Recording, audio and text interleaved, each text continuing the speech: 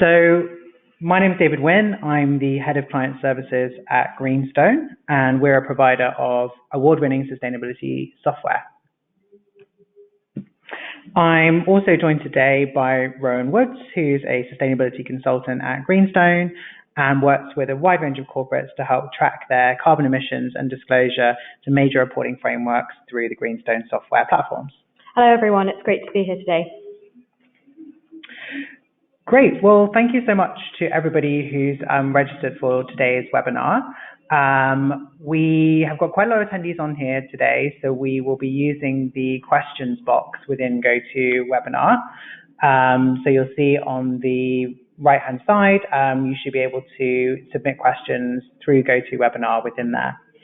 We'll be aggregating any questions that we have and sending them through an FAQ document following on, as well as access to the recordings.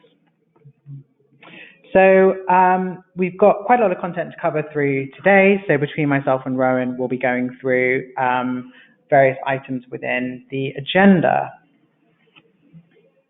So we'll be giving you some insight into the TCFD reporting, discussing how to align it with other frameworks, and give some helpful tips for beginners, taking you through the different steps within there.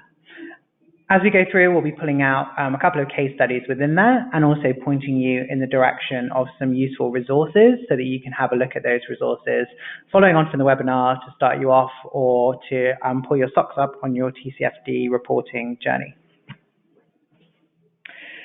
So we'll start off with just a very brief background about the TCFD.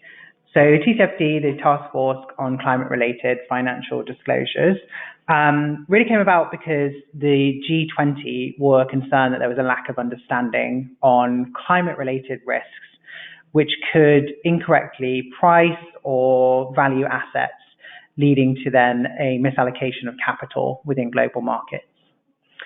So this was around the time of the 2008 financial crisis. So there was widespread concern about transparency and awareness of risks within the financial sector. So you'll see on the slide there's a picture of Mark Carney and Michael Bloomberg, who were the two key figures involved in spearheading the TCFD. But it actually comprised of 32 individual members across quite a wide range of organizations. So investment banks, private equity firms, accountancy, ratings agencies, so the likes of JP Morgan, BlackRock, EY, etc. So really coming together to look specifically on this issue of climate-related financial disclosures. So the main aim of the TCFD, as you'll see on the slides, is to develop consistent and comparable data, which can provide decision-useful information so that investors can easily assess how resilient a company is to climate change. So just to reflect on that, it's really about the resilience of companies and disclosing to investor audiences in particular.